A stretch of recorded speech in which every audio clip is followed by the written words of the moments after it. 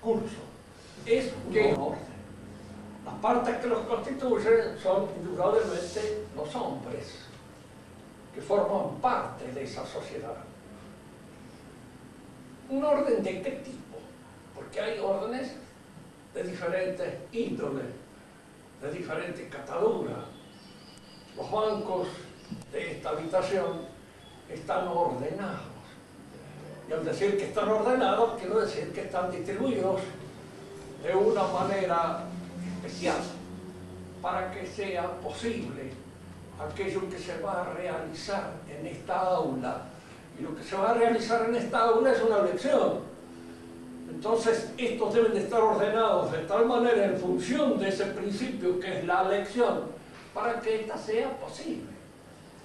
Si los bancos estuvieran distribuidos de manera tal que los que están sentados en ellos no pudieran escuchar o no pudieran ver al que habla, indudablemente estarían mal distribuidos y estarían mal ordenados. El ordenamiento viene en función precisamente de aquel principio que hace a la, digamos, a la orientación total de la sociedad. Una sociedad es un orden, estamos en eso, pero es un orden de qué índole. Es un orden puramente físico, como puede ser el ordenamiento de los bancos dentro de un aula, o es un orden de otro modo. 6 o 7 hombres agrupados que hablan distintos idiomas, que no se entiendan entre ellos, que no estén ordenados para una finalidad determinada, no constituyen indudablemente una sociedad. La sociedad supone un intercambio, un diálogo, y este diálogo supone intercambio de servicios en función de una finalidad que es aquella que agrupa a este ordenamiento social. Hay una sociedad, podríamos decir, que está compuesta por una distribución, por una cierta disposición moral de aquellos que de alguna manera constituyen la sociedad. Aquí podría surgir una pequeña orden. Las partes que los constituyen son indudablemente los hombres que forman parte de esa sociedad. ¿Un orden de qué tipo? Porque hay órdenes de diferentes índoles, de diferentes cataduras. Los bancos de esta habitación están ordenados. Y al decir que están ordenados, quiero decir que están distribuidos de una manera especial para que sea posible aquello que se va a realizar en esta aula. Y lo que se va a realizar en esta aula es una lección. Entonces, estos deben de estar ordenados de tal manera en función de ese principio que es la lección, para que ésta sea posible. Si los bancos estuvieran distribuidos de manera tal que los que están sentados en ellos no pudieran escuchar o no pudieran ver al que habla, indudablemente estarían mal distribuidos y estarían mal ordenados. El ordenamiento viene en función precisamente de aquel principio que hace a la, digamos, a la orientación total de la sociedad. Una sociedad es un orden, estamos en eso, pero es un orden de qué índole. Es un orden puramente físico, como puede ser el ordenamiento de los bancos dentro de un aula, o es un orden de otro modo. 6 o 7 hombres agrupados que hablan distintos idiomas, que no se entiendan entre ellos, que no estén ordenados para una finalidad determinada, no constituyen indudablemente una sociedad. La sociedad supone un intercambio, un diálogo, y este diálogo supone intercambio de servicios en función de una finalidad que es aquella que agrupa a este ordenamiento social. Hay una sociedad, podríamos decir, que está compuesta por una distribución, por una cierta disposición moral de aquellos que de alguna manera constituyen la sociedad. Aquí podría surgir, la civilización es una sociedad, y la sociedad es indudablemente un orden moral. A veces sucede esto, que uno se encuentra con gente de otra civilización. A veces me ha pasado encontrarme gente salvaje o gente que está acostumbrada a otras formas de pensar, y eso indudablemente choca, y uno se da cuenta de que está frente a un ser que obedece a otras disposiciones que las mías. No es que carezca de virtudes, pero desarrolla otros elementos virtuosos que aquel que yo estoy acostumbrado a respetar y a obedecer. Cuenta una señora francesa que la vez invita a un matrimonio musulmán y se aparece el señor con 3 damas que se la presentan como sus señoras. Indudablemente esto le choca un poco, porque un hombre con 3 mujeres legítimas. Puede ocurrir que tenga una legítima y 2 o 3, pero que aparecen en distintos lugares, en diferentes situaciones, y de ninguna manera las presenta como si fueran sus esposas, porque esto no está en nuestra costumbre, hiere a nuestra costumbre. Indudablemente esta señora era lo suficientemente civilizada, diríamos así, y inteligente como para reírse más bien de la cosa, de la aventura, y no tomarla demasiado en serio, porque se dio cuenta que es un musulmán. El musulmán puede, en todo caso, casarse, según dice el código, hasta 4 mujeres, pero si es rico puede tener más. Y si es pobre, menos. Es decir, si es pobre, puede combinarse con otros que en vía de ausencia de dinero logran entre los 4 o 5 tener uno. Entonces, fíjense que eso, porque muchas veces los libertinos nos dicen la poligamia tiene sus ventajas, ¿sí? Pero para el que tiene dinero, para el que no tiene dinero no tiene ninguna ventaja. Al contrario, sucede que como las mujeres y los hombres están distribuidos en este mundo de una manera más o menos pareja, cuando hay más, alguien acapara demasiadas mujeres, otros se quedan sin ninguna. Y de alguna manera tienen que entrar en cooperativas para constituir uno o tener una. Y esto ya es menos agradable que aquello que aparece de alguna manera como los beneficios de la poligamia. Pues yo le decía a un sacerdote amigo, lo habían nombrado capellán de la escuela de monja, y le digo, tiene todas las desventajas de la poligamia sin ninguno de sus beneficios. Entonces, él admitía que efectivamente siempre hay algunos inconvenientes que ir solucionando entre las mujeres que constituyen, diríamos así, el convento. Bueno, la civilización es un orden entonces moral y es una sociedad. ¿Cómo nosotros distinguimos una civilización de otro tipo de sociedad? Porque existen para nosotros las sociedades que están constituidas políticamente en un Estado. Nuestro país es una sociedad política, tiene un Estado. No vamos a entrar a hacer la exégesis de la bondad del Estado que tiene, porque más bien es malo, pero de alguna manera lo tiene, y en alguna medida este Estado realiza aquellos fines para los que está hecho. No los realiza en toda su plenitud, pero arriba, porque no puede haber absolutamente una sociedad si no se da en ella la posibilidad del bien común, del cual vamos a hablar en su oportunidad. La sociedad política constituye el Estado, pero la civilización a veces puede estar dentro de una sola sociedad política, pero a veces puede abarcar muchas sociedades políticas. Nosotros pertenecemos a una civilización a la que hemos dado en llamar algunos occidentales,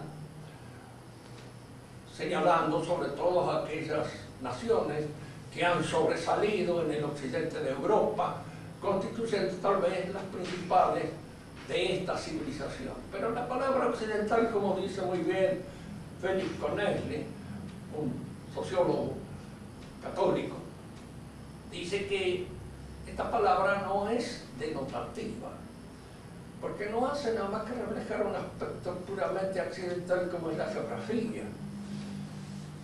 Hay naciones que pertenecen a nuestra civilización que no pueden ser ubicadas en el occidente europeo, porque están precisamente en el oriente europeo. Polonia, Rumania, algunos Hungría. Él no habla de Rusia, porque él cree que Rusia pertenece a otra civilización que la nuestra. Y va a indicar a él después por qué razones él cree que pertenece a otra civilización. Señala Roma. Y él da más bien el nombre de civilización latina a la civilización a la cual nosotros pertenecemos. La pregunta sería esta, ¿cómo latina? Porque nosotros entendemos a veces por latina dejándonos influir por un cierto sentido de raza. En realidad nosotros somos latinos, sí, pero por el idioma, no por la raza. Nuestro idioma es latino. Y el idioma de todas las naciones que derivan directamente del latín pueden ser configuradas como naciones latinas por el idioma. Pero ¿por qué se ha de dar una designación a otras naciones como Alemania, como Polonia, como Suecia, como Noruega, como Holanda, etcétera, la misma Inglaterra, que no tienen idioma dependiente exactamente del latín? Pero Corneli dice una cosa que es también digna de ser pensada. Es gracias al latín que todas estas naciones han formado su sintaxis. Eran naciones bárbaras. Los idiomas tienen, diríamos, un poco la impronta de ese origen un poco bárbaro. Se acostumbran a pensar, a escribir, a organizar sus pensamientos en función del latín, que era el idioma común a todos estos países durante la época medieval y durante la época en que, diríamos, la cabeza de la civilización fue Roma, y la Roma cristiana, católica. Como dice Morral muy bien, esos obispos que hablaban latín y que sabían griego y que son los que formaron nuestra civilización. Es decir, hemos aprendido a pensar, y esto es fundamental en una civilización en la lengua latina. No se puede pensar sin la lengua. Y no todas las lenguas son aptas para desarrollar exactamente los mismos pensamientos. Ustedes piensan qué podrían hacer, qué operación matemática podrían hacer si faltaran los signos matemáticos para hacerlo. Los signos matemáticos son un lenguaje. Y este lenguaje es hoy un lenguaje universal. Es un lenguaje que de nuestra civilización ha salido y se ha expandido por todo el mundo. En todas partes del mundo donde se piensa en matemáticas, se piensa en el poder de conformidad con los signos matemáticos que nosotros o en nuestra civilización han sido desarrollados. No se puede pensar absolutamente en ninguna operación matemática sin manejar sus signos. Y no podemos pensar tampoco nosotros absolutamente en ninguna cosa, en ninguna realidad, sin tener el idioma capaz de penetrar en esa realidad. Y no todos los idiomas tienen exactamente el mismo desarrollo que puede tener el nuestro. No olvidemos que el español es heredero del latín y del griego.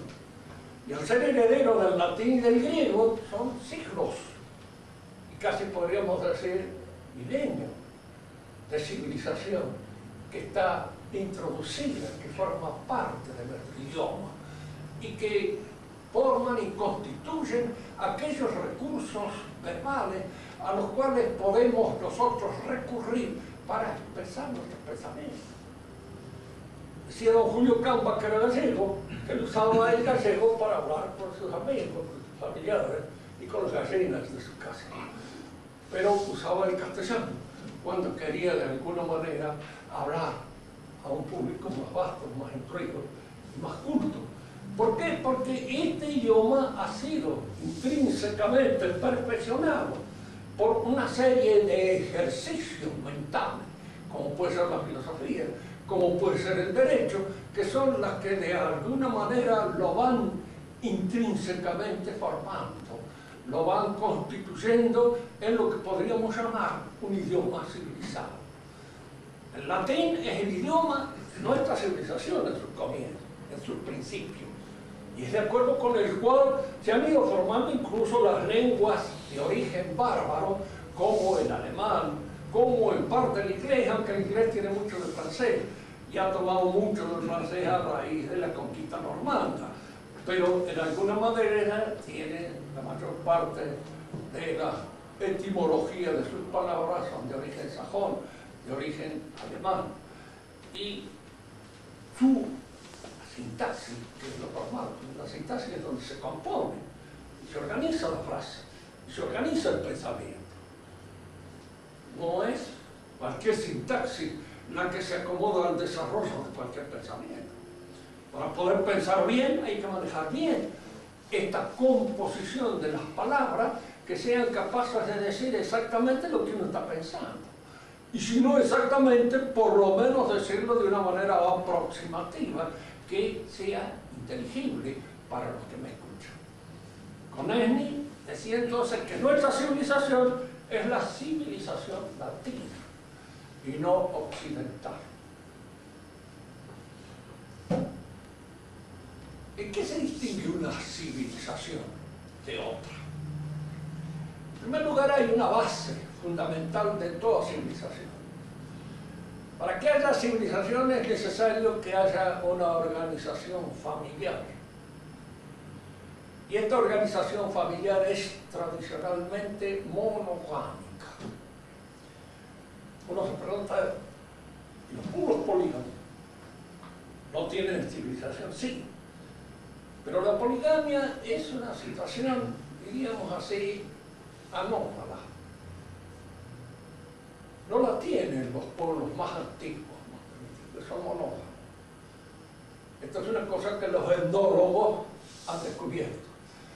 La poligamia nace como consecuencia de las guerras y del hecho de que ciertos pueblos se apoderan de otros, y sobre todo se apoderan de las mujeres, y los hombres los esclavizan, y las mujeres forman parte del harén, de los jefes de guerra. Por eso la poligamia tiene un origen que no es normal, sino que es anómalo, que está fundado precisamente en la depredación y en la guerra. Una de las infraestructuras o de la estructura fundamental del orden civilizado es la familia.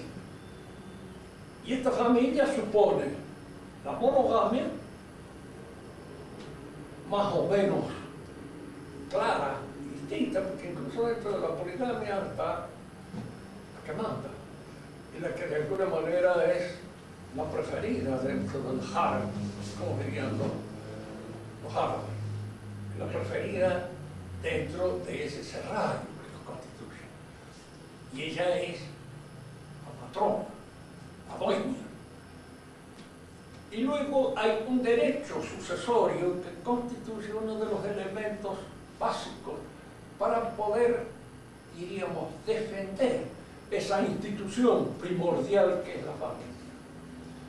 Fíjense, aquí es donde conviene siempre pensar en estas cosas. Los derechos sucesorios siempre de las civilizaciones clásicas tienden a fomentar y a sostener el orden familiar. Nosotros tenemos un derecho sucesorio que atenta directamente contra el orden familiar. Es un derecho sucesorio que destruye la familia.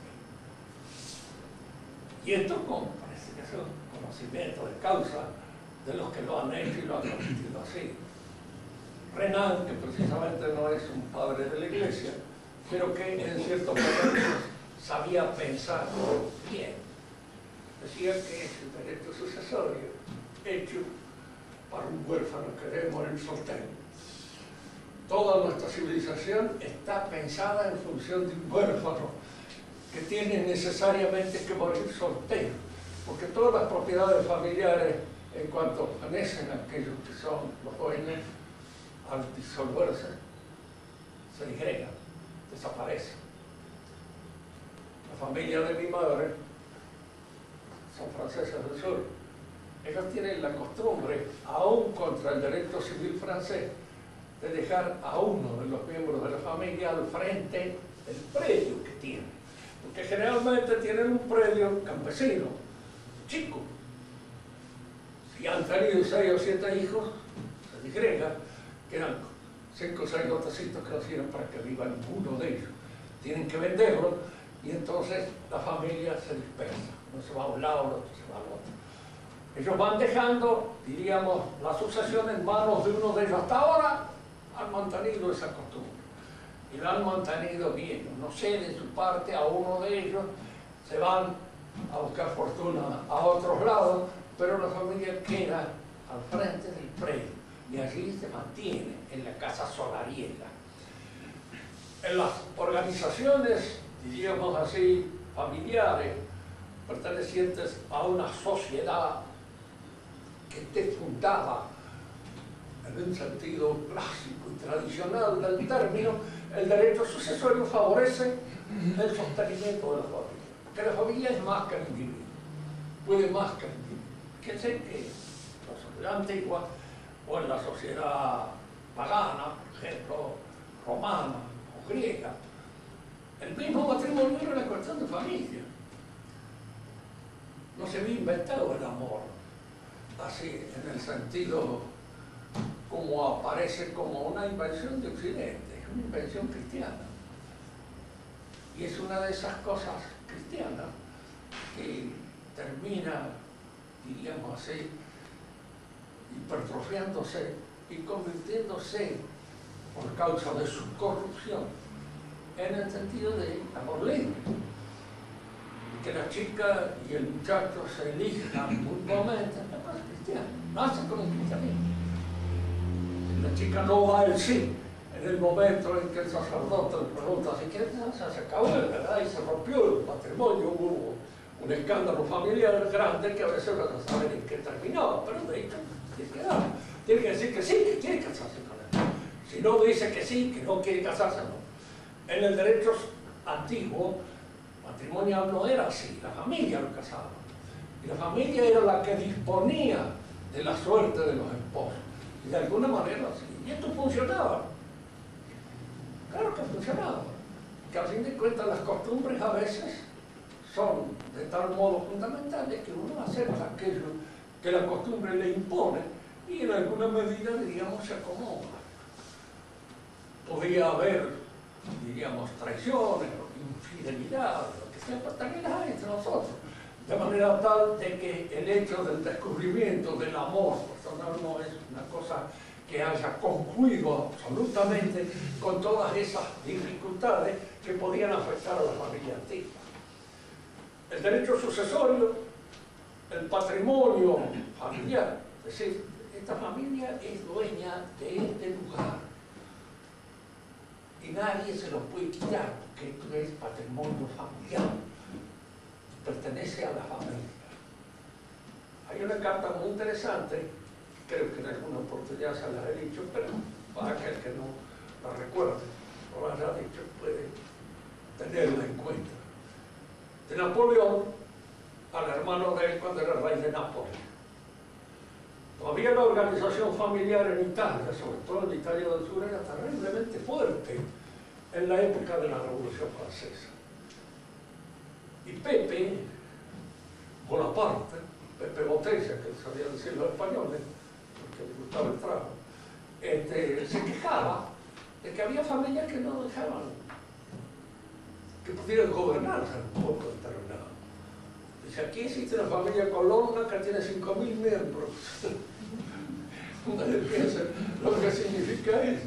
Y el pater familia era un número. Fíjense que las mafias van a surgir de este orden familiar y para defenderse en el principio contra estas organizaciones civiles que destruyen la familia. En el principio, el objetivo y el propósito de la mafia era esta defensa.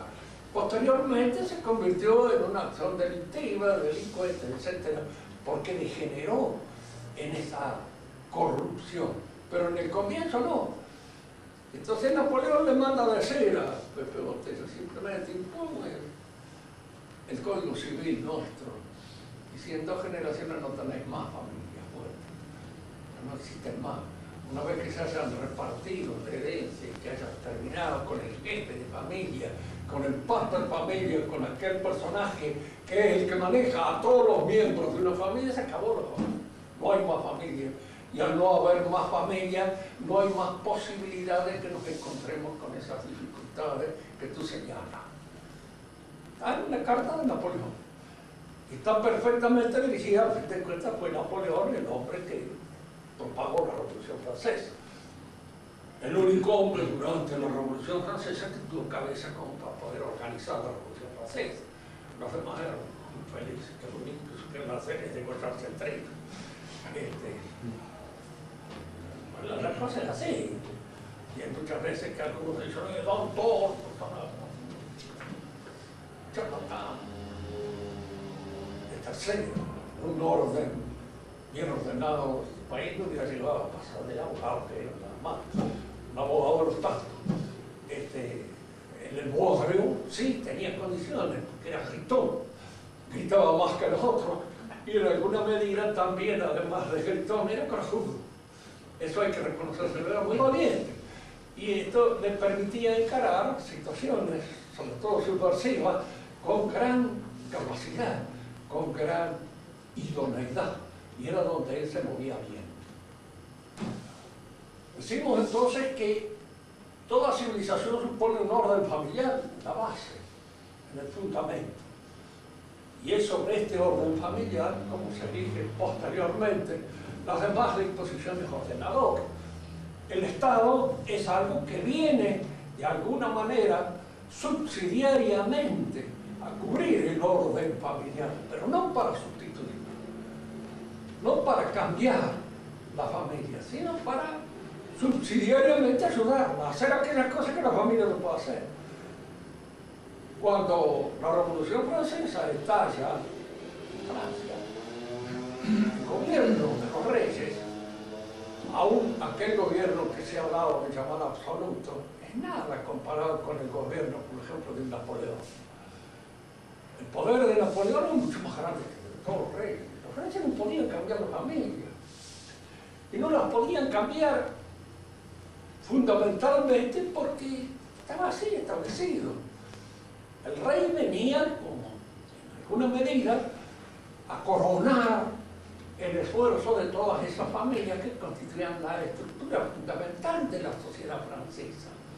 No venía a sustituirlas, sino a ayudarlas en aquellas cosas en que las familias no podían hacer, en razón precisamente de su pequeñez, y que la podía hacer el rey porque era un gobierno, diríamos así, subsidiario. El gobierno que trae la Revolución Francesa no solamente absorbe todas las otras cosas. Ustedes supónganse que cuando se dispone de todos los bienes de la Iglesia, se dispone de todos los bienes de una sociedad que existía antes que el Estado. La Iglesia era anterior al Estado político. Su propiedad la tenía con mucha anterioridad al Estado político. Un Estado político que se arroga el derecho de apoderarse de esas propiedades. Está arrogándose el derecho de apoderarse también de las propiedades familiares, si quiere, y si se le antoja. Y en muchas oportunidades lo hace, sea de aquellos que de alguna manera quieren, diríamos así, quitarle sus propiedades porque forman parte del complot contrario a la revolución o lo que fuere. Pero el Estado antiguo, el Estado tradicional no podía hacer eso. Y uno se pregunta a veces, ¿por qué no podía hacer eso? El rey quería, no tenía los elementos para poder hacerlo. No tenía los elementos en sus manos. No olviden ustedes que el ejército estaba compuesto en toda su oficialidad por miembros de las familias principales de Francia. Es decir, eran los nobles. los que en alguna medida formaban parte de la oficialidad del ejército y hacían que el ejército fuera una cosa social, en la cual estaban comprometidos los elementos más importantes de la familia francesa. Eran ellos que formaban parte del ejército. Cuando el ejército se convierte en un ejército puramente civil o en un ejército profesional, es ya casi como un ejército mercenario. Tal poder está en las manos del gobierno que manda. Y el gobierno puede utilizarlo en esta o en aquella empresa, pero cuando era en manos del pueblo no podía. Yo creo que les he contado una anécdota de cómo a un caballero el rey no lo podía matar, a que matara.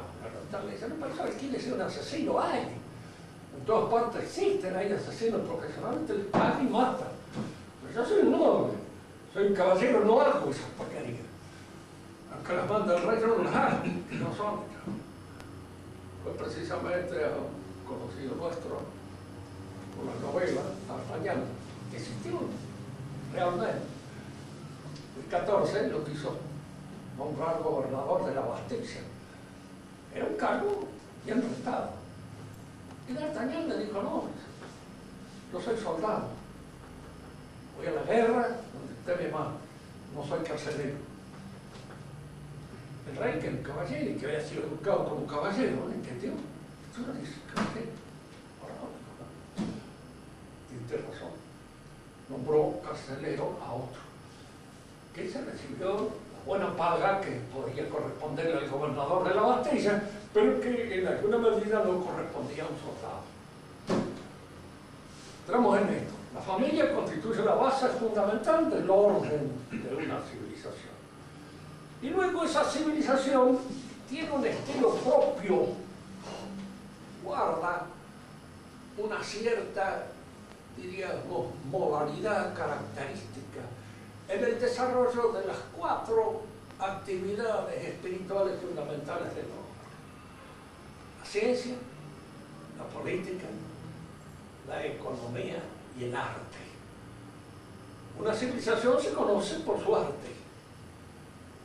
Esto es egipcio, esto es chino, esto es europeo, y dentro de Europa hay también a veces matices que distinguen a un país de otro.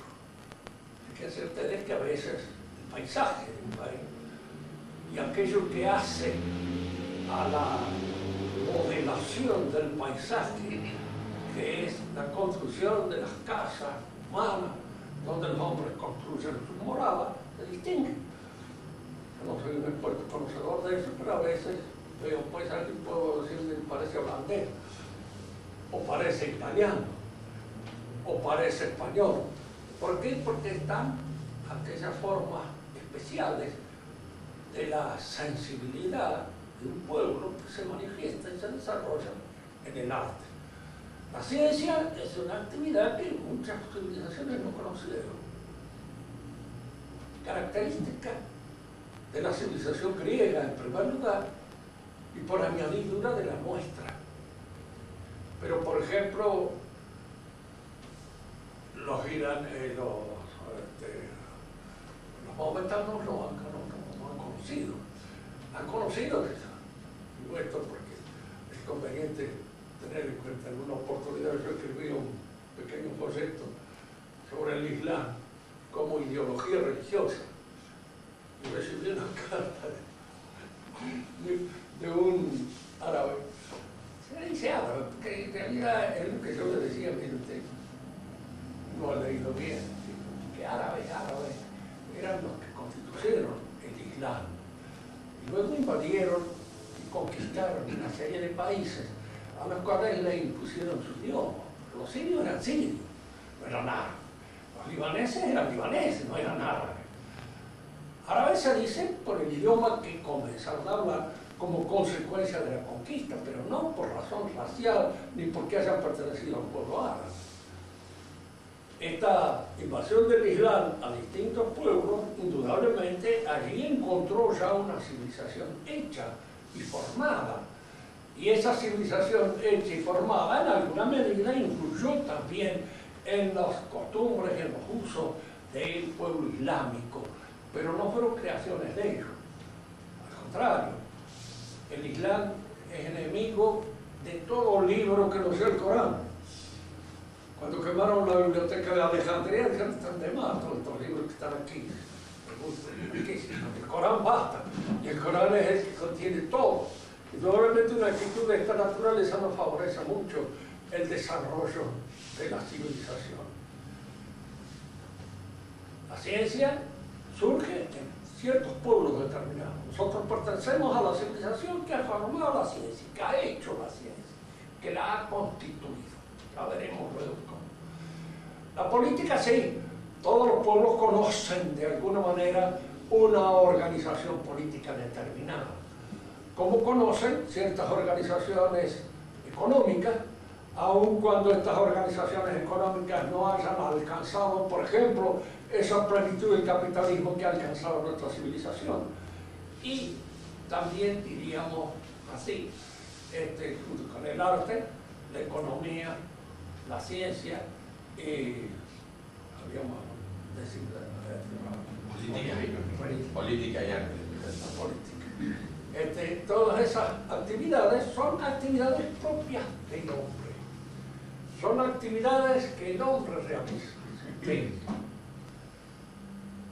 Aquí es donde falta una cosa. La religión.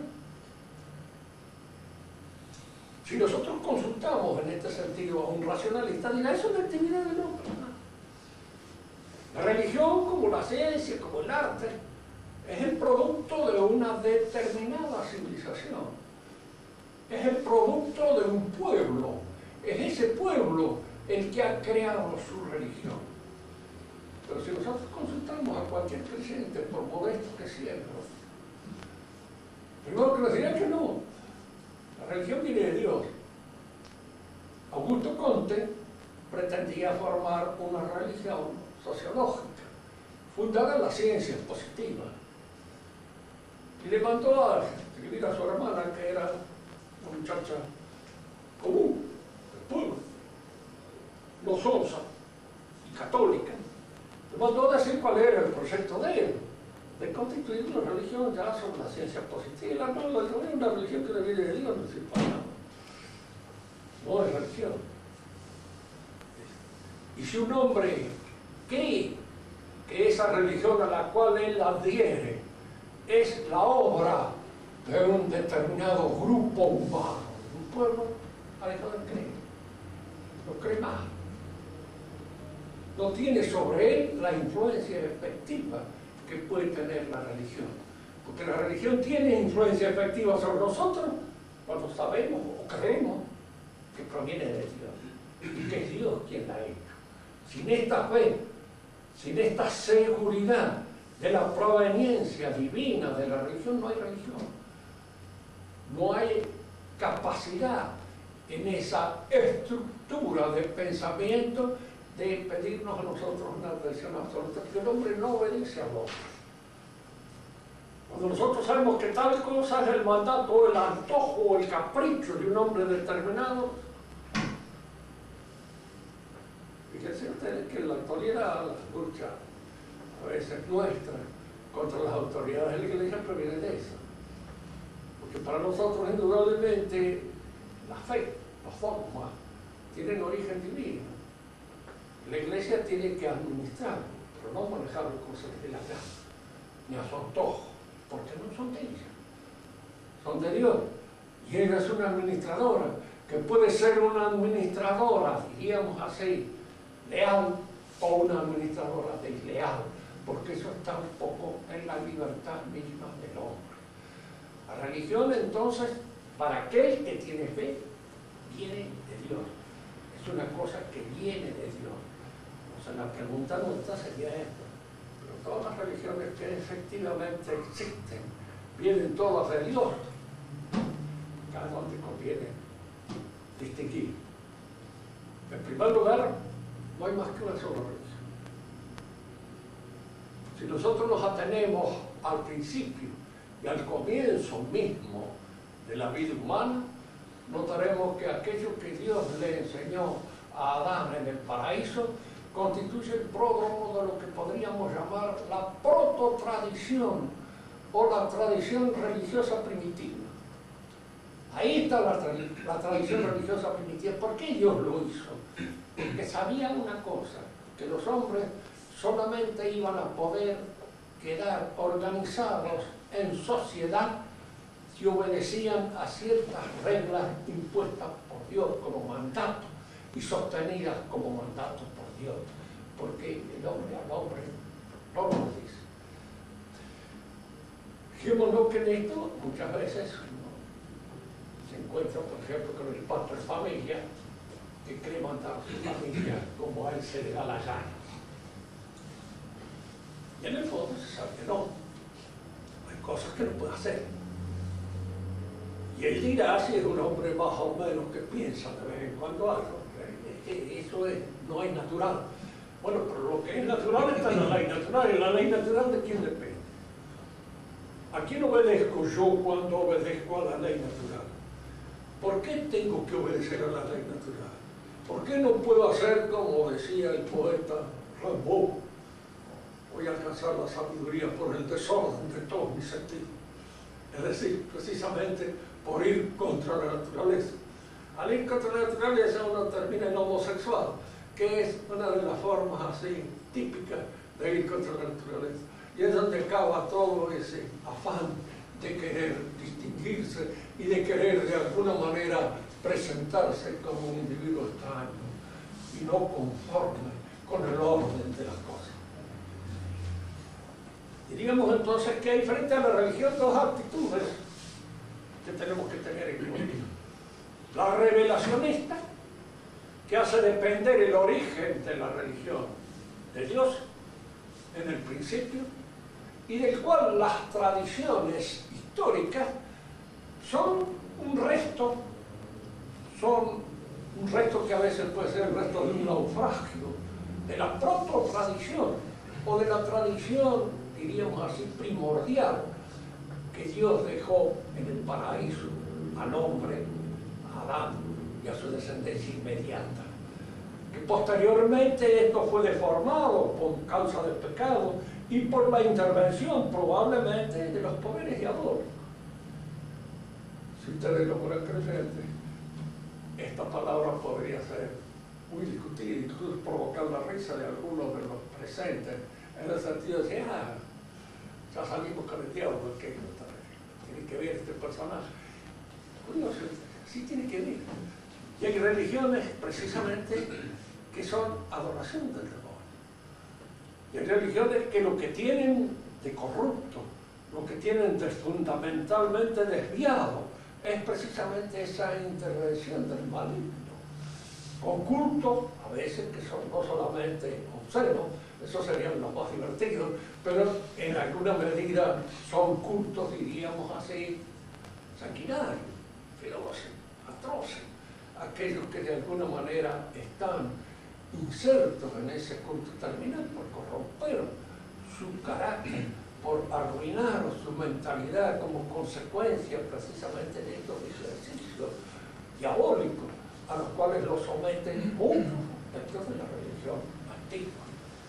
Fíjense entonces que aquí hay una cosa que conviene tener en cuenta.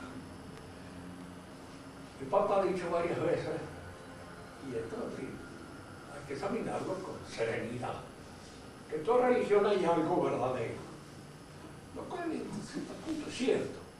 Es decir, toda religión conserva en alguna medida ciertas verdades religiosas auténticas que corresponden al traditum tradicional. Si uno lee el Corán, lo lee bien. Ahí en el Corán muchas cosas que están en el Antiguo Testamento y que pertenecen al Antiguo Testamento. Si uno examina una religión pagana como la de los griegos, no todo en esa religión es diabólico. Hay algunas cosas que se conservan y que de alguna manera son y forman parte del traditum primitivo, del traditum que reveló Dios a Adán en el paraíso y que forman parte de lo que podemos llamar eso, la proto-tradición o la tradición primitiva, perdida. Algunos pueblos curioso porque los etnólogos consideran y estudian, hay pueblos muy primitivos que conservan bastante pura a veces esa religión tradicional. Los bambuti, por ejemplo, en África, según los estudios hechos por la etnología, creen en un solo Dios, creen en el pecado original, creen en una serie de cosas que forman parte del traditum auténtico de nuestra religión y que, en fin, no han sido muy echadas a perder por la influencia de otros pueblos ni por la influencia maligna del demonio. Hay pueblos que tienen todavía y conservan una religión muy pura y muy, diríamos así, muy caritativa, hecha muy a la medida de lo que es la religión. De hecho, conviene dejar asentado por ahora esto y luego desarrollaremos más adelante. Hay dos formas de entender la religión: la racionalista, que la hace depender pura y exclusivamente de la razón humana. Por ejemplo, cuando se dice, en vez de llamar a nuestra religión católica, cristiana, se la llama judeo-cristiana, se está queriendo decir que es una invención judía. Es decir, que ha sido hecha, formada por judíos, lo cual es así. Hay una serie de elementos confusos. En primer lugar, los hebreos lo hicieron la religión. Ellos mismos dicen que se les dio Dios. Entonces, el autor del traditum religioso no son los hebreos, Dios. Y los hebreos son el instrumento que de alguna manera recibieron ese traditum religioso. ¿Y los judíos quiénes son? Los judíos son los hebreos que no aceptaron la revelación de Cristo, que no aceptaron al Mesías. ¿Por qué no lo aceptaron? Ya lo observaremos en otra oportunidad. Pero no lo aceptaron y a ellos se les llamó judíos. Tanto que, fíjense, San Pablo, cuando él se refiere en una carta a los hebreos, dice a los hebreos. Y cuando él dice que él perteneció un tiempo a los judíos, quiere decir que a los que perseguían el cristianismo. Y entonces habla de los judíos como aquellos que de alguna manera se opusieron al mesianismo de Cristo y que provocaron precisamente su muerte.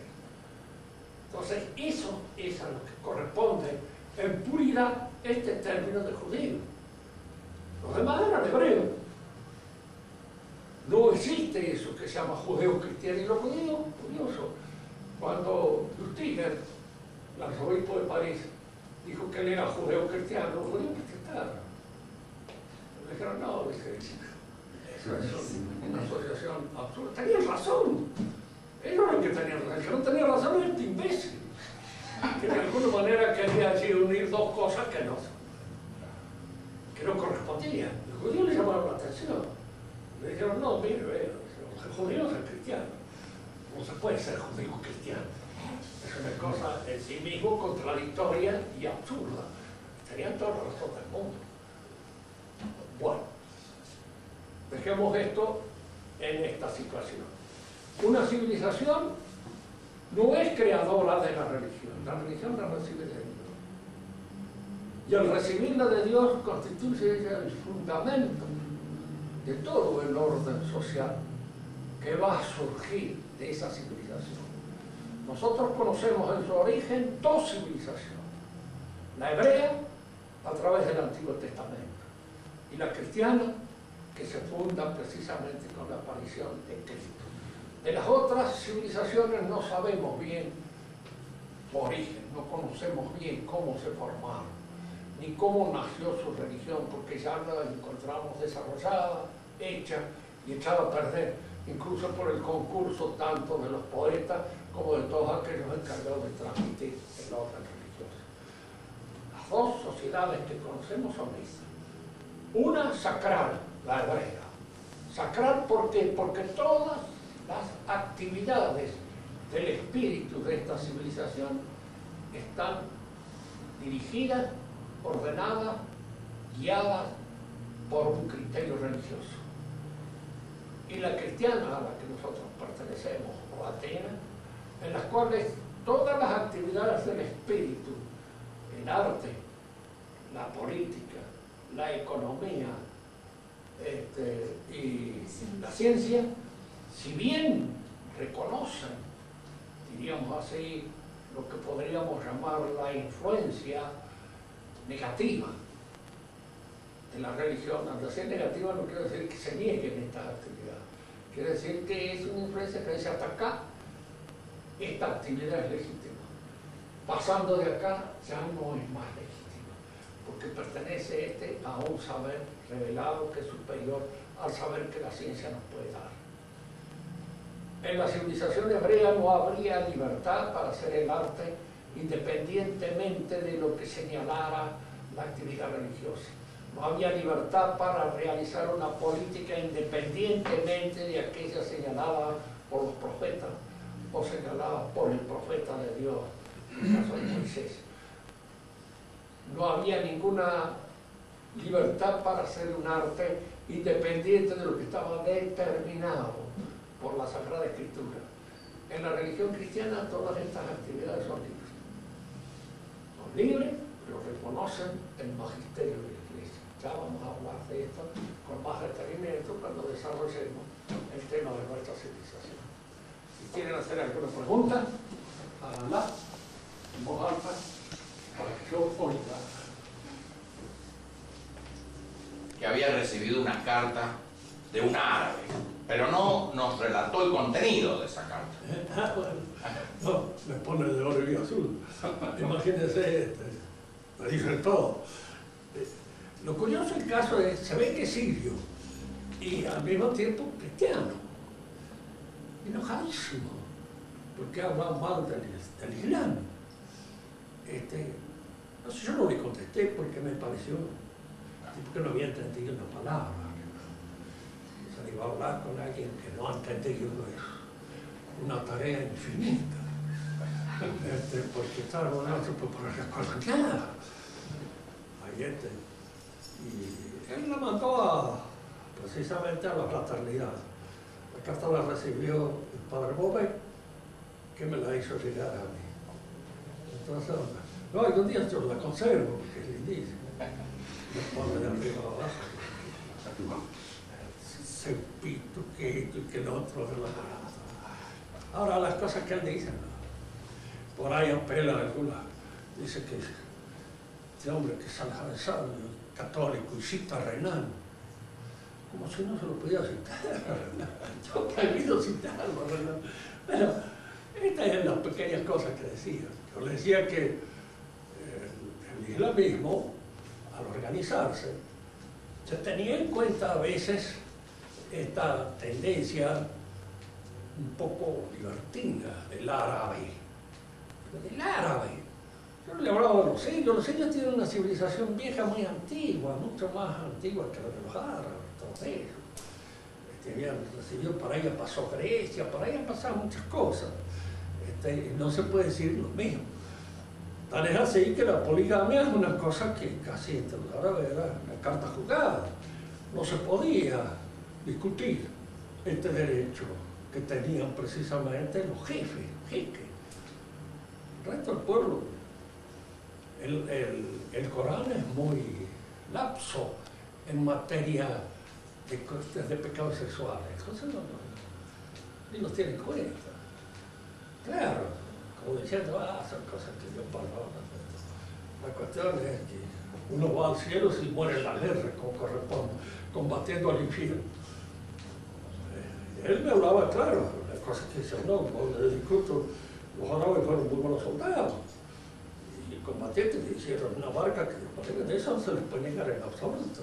Pero una cosa es eso y otra cosa es las costumbres.